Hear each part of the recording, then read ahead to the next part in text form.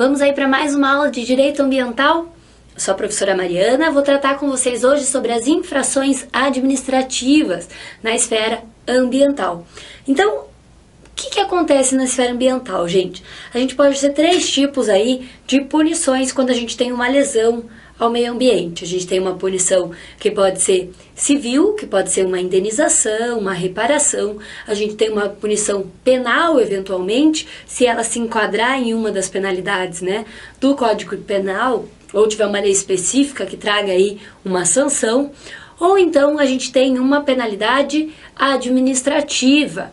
E hoje a gente vai falar exatamente dessas últimas, das penalidades administrativas, quando ocorre uma infração de cunho administrativo.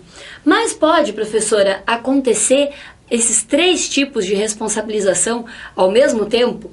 Uma pessoa que cometa um ato lesivo, ela pode ser responsabilizada na área civil, penal e administrativa, cumulativamente? Sim, pode sim. E é isso que traz aí o artigo 225, parágrafo 3º da nossa Constituição Federal, ok? O que é infração ambiental, gente? Tá lá na Lei 9.605 de 98, dos artigos 70 a 76.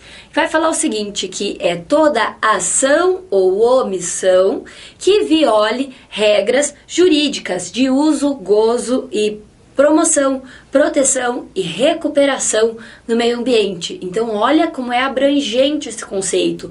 Pode ser uma violação ao uso, ao gozo, à promoção, proteção e à recuperação do meio ambiente. Então, vamos ver lá.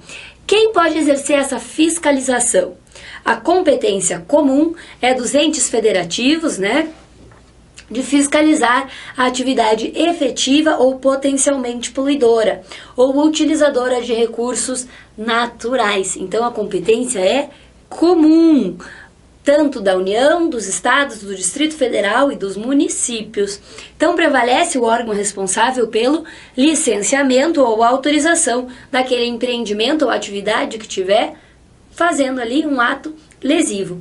Isso tudo está previsto no artigo 7º, 8º e 9º, incisos 13 da Lei Complementar 140 de 2011. Então, lembrando que a competência é comum e vai prevalecer a competência daquele órgão que promoveu aí o licenciamento ou a autorização para aquele empreendimento, para aquela atividade poder ser exercida no mundo dos fatos. E quem são os agentes da infração ambiental? Pode ser uma pessoa física, e aí é bem fácil da gente imaginar, e também pode ser uma pessoa jurídica. Ué, professora, a empresa vai poder realizar um ato lesivo? Sim, a empresa vai ser na pessoa ali do seu representante legal ou contratual, né, punida, no interesse ou no benefício da entidade. Então, por exemplo, uma pessoa física vai lá e comete um ato lesivo ao meio ambiente para se beneficiar ela mesma ou então para beneficiar a empresa para onde ela trabalha ou da onde ela é dona. Isso quer dizer que foi uma lesão feita pela pessoa jurídica, então, e vai ser responsabilizado a pessoa que represente legal ou contratualmente essa empresa, ok? Todos os envolvidos estão sujeitos às penalidades administrativas. A responsabilidade administrativa, ela é pessoal. Então, se for uma responsabilidade da pessoa física ou da pessoa jurídica, que, né, seja autora do dano, não cabe aqui uma obrigação propter rem, aquela obrigação que vem com a coisa. Então, eu compro um terreno que já está ali com uma lesão, uma danificação do meio ambiente. Eu posso ser responsabilizada simplesmente porque eu comprei aquele terreno que possui ali um prejuízo, né, para o meio ambiente como um todo, para o direito ao meio ambiente, a qualidade sadia de vida das pessoas, etc. Não, eu não posso ser responsabilizada, porque não é uma obrigação propter rem, não vem com a coisa para o proprietário, e sim a responsabilidade é de quem fez aquele dano, de quem agiu de modo lesivo ao meio ambiente. E existe excludente de responsabilidade aqui para as infrações administrativas? Sim, em caso de ocorrência de um caso fortuito e também ali pode ocorrer um caso de força maior ou então de um fato de terceiro. O fato de terceiro é fácil da gente pensar que é uma pessoa que não está ali, né, não tem nenhuma relação com aquele bem que vai ser lesionado e ela causa um prejuízo a esse bem. Mas o caso fortuito e a força maior, tem muita gente que se confunde. Eu quero que você lembre uma coisa: força maior não depende de uma pessoa, depende do mundo. Então, vai depender do universo. Vai poder ser ali uma tormenta, um furacão, um tsunami, qualquer coisa que dependa da natureza. E aí você tem um caso de força maior. Mas se você fala de um caso fortuito, que não fala da força maior do universo, é um caso ali que depende de uma atuação que pode ser imprevisível, por exemplo, de pessoas. Então, é alguma coisa que as pessoas fizeram e não o meio ambiente, não a natureza. Tranquilo? Então vamos continuar aqui. A responsabilidade administrativa ambiental, ela é objetiva ou subjetiva? Não há um consenso na doutrina sobre isso. O professor Vladimir Passos de Freitas, que é um doutrinador aí muito respeitado no âmbito brasileiro, ele fala que é uma responsabilidade objetiva. Mas existem outros doutrinadores, por exemplo, Paulo Afonso Leme Machado, que também é bastante respeitado, que fala o seguinte, que de todas as sanções do artigo 72, somente a multa simples vai ser baseada em responsabilidade subjetiva. Então ele quer dizer o que aqui? Que todas as outras são responsabilidade objetiva, mas a multa simples vai ter que ser analisada a culpa daquele agente que causou a lesão. Importante, anota no seu caderno com uma caneta colorida, uma cor chamativa que faça que você olhe de volta quando você estiver revisando a matéria. Não precisa o agente cometer um dano de fato, então não precisa. Pelo princípio da prevenção, basta que o agente, por ação ou omissão, infrinja uma lei ambiental por dano ou por perigo de dano. Então, a gente tem que prevenir, não deixar aquilo acontecer. Se o órgão administrativo ali responsável está vendo que pode acontecer um dano, ele já tem que se prevenir e tacar ali uma multa, uma sanção administrativa, por exemplo, para que aquele dano não venha a ocorrer, ok? E a dosimetria da sanção, gente, como que isso funciona? O artigo 6º da Lei 9.605 de 98 vai nortear a sanção. Pode ser, então, pela gravidade do fato, pelos antecedentes do infrator e pela situação econômica do infrator. Adianta você colocar uma multa num valor X específico para todo mundo que cometer tal tipo de lesão? Não. Por quê? Porque para algumas empresas, por exemplo, elas têm um valor ali aquisitivo tão alto, que às vezes é melhor pagar a multa e continuar causando a lesão ao dano, o dano ao meio ambiente, porque é rentável para ela continuar poluindo, continuar desmatando, enfim. Então, não pode ser analisado simplesmente a lesão, tem que olhar todas essas outras coisas, ok? E quais são as modalidades dessas sanções administrativas, então? Então, para infrações de menor lesividade, a multa máxima vai ser menor que R$1.000. E cabe também uma advertência, um aviso para a pessoa já ficar esperta. E multa simples vai ser por negligência ou por dolo do infrator. O infrator já vai ter sido advertido e não tomou as providências necessárias ou então obstaculizou uma fiscalização, aquele órgão responsável, cabendo multa diária nas hipóteses de infração permanente, ok? Isso tudo está previsto aí no artigo 72, inciso 3º da Lei 9.605 de 98. Então, a multa simples ela pode ser convertida também em serviços de preservação ou melhoria e recuperação da qualidade ambiental. Apreensão também é uma das formas de sanção administrativa, que vai poder ali apreender, então, produtos e instrumentos da infração. Pode haver liberação de animais e a doação, de produtos perecíveis, como madeira, a entidades beneficentes, ok? Destruição ou inutilização dos produtos. São bens aí sem utilidade ou então bens ilícitos. E aí eles vão ter que ser destruídos ou então inutilizados. Quando houver mais de uma infração, as multas podem se acumular, ok?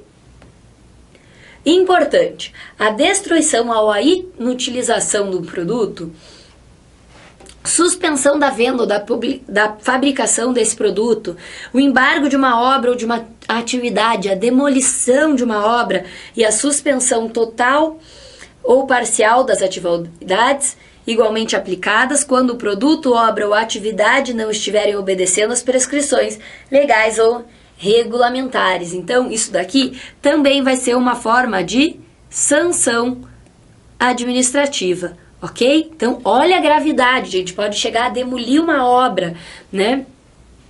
Porque ela está ali ferindo princípios ambientais. E quais são os valores das multas? Então, não tem um valor exato, como eu falei para vocês, porque tudo depende. Então, pode ser de R$50 a 50 milhões de reais. Depende lá da gravidade da infração, dos antecedentes do agente infrator e também da condição econômica do infrator. Esse dinheiro vai para onde, professora? Vai para um fundo de reserva do Estado, que é o Fundo Nacional do Meio Ambiente. Também pode ir para um fundo naval ou então um fundo estadual ou um fundo municipal do meio ambiente, tá? E as multas, então, pecuniárias, elas têm um caráter sancionatório e pedagógico. Então, não é porque eu estou punindo você porque você fez aquilo, mas isso também é para você aprender que não pode fazer mais. Então, é por isso que tem um caráter pedagógico. E a lavratura do auto de infração, gente? Então, as entidades ali que compõem o Sistema Nacional do Meio Ambiente, que é o nosso CISNAMA, ou então a Capitania dos Portos, o Ministério da Marinha, essas entidades que vão poder fazer ali essa lavração do auto de infração. Lavratura, acho que eu falei errado, né? Então ela vai lavrar o auto de infração, melhor assim. Então pode haver delegações às polícias militares ou outros órgãos criados para atuar também nessa defesa ambiental.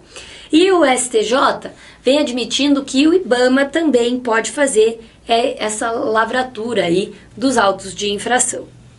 Então, a autoridade que ela tiver que lavrar o auto e ela se omitir na apuração do ilícito ambiental, ela vai ter corresponsabilidade por essa infração. Então, ela também vai poder ser responsabilizada, ok? Então, se ela tiver conhecimento e puder agir, ela tem que fazer. Se ela não fizer, ela vai ser responsabilizada, ok? E a prescrição, quando que perde-se aí o direito de punir a pessoa, por aquilo que ela fez contra o meio ambiente. Então, o artigo 1º, letra A da Lei 11.941 de 2009, vai falar o seguinte: constituído definitivamente o crédito não tributário. Ixi, peraí, eu falei tudo errado. Volta aqui comigo, me perdoa que eu errei. Então, volta aqui. Prescrição aqui é quanto tempo a pessoa tem para pagar, tá? Então, prescreve ali em 5 anos a ação de execução da administração pública federal relativa ao crédito decorrente da aplicação de multa por infração à legislação em vigor. Então, a pessoa tem 5 anos ali, para pagar, para o Estado cobrar ela daquele valor, que foi uma sanção da administração pública para ela que cometeu um ato, de infração ao meio ambiente. Se a entidade ali responsável não fizer essa cobrança por 5 anos, prescreve, ok? E a súmula 467 do STJ vai falar o seguinte também, nesse mesmo sentido. Prescreve em 5 anos, contados do término do processo administrativo, a pretensão da administração pública de promover a execução da multa por infração ambiental. Ok? Então, desculpem ali que no começo falei outra coisa, mas agora ficou claro, né? E vamos falar um pouquinho aqui das causas de interrupção da prescrição.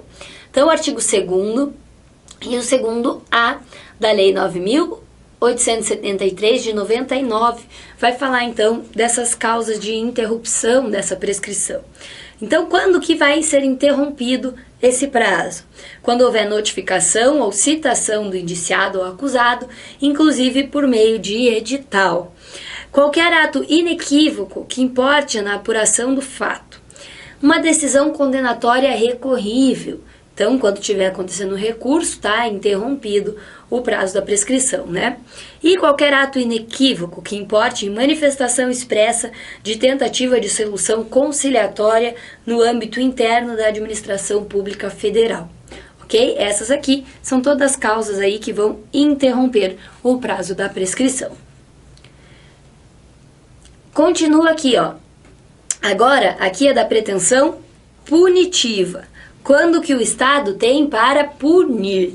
Então, essas coisas aqui que eu falei para vocês são causas de interrupção da pretensão punitiva, para o Estado punir a pessoa. Mas também tem interrupção da prescrição executória, que é para o Estado cobrar aquela sentença, né? Por exemplo, aquela multa que foi dada na sentença, aquele valor, etc. Então, quando que é uma interrupção da prescrição executória? Quando há despacho do juiz que ordene citação em execução fiscal, protesto judicial, qualquer ato judicial que constitui mora ao devedor, qualquer ato inequívoco, ainda que extrajudicial, que importe em reconhecimento do débito pelo devedor, qualquer ato inequívoco que importe em manifestação expressa de tentativa de solução conciliatória no âmbito interno da administração pública federal. Tranquilinho, né, gente? Infrações administrativas aí é um tema bem tranquilo, que pode cair na sua prova, mas você está estudando, vai conseguir resolver as questões aí de maneira tranquila. Se vocês quiserem conversar comigo, pode ser tanto pelo Facebook quanto pelo Instagram, como Prof. Mariana Moreira Neves, vocês me encontram lá, ok? Então, bons estudos, força aí e não desistam, tá?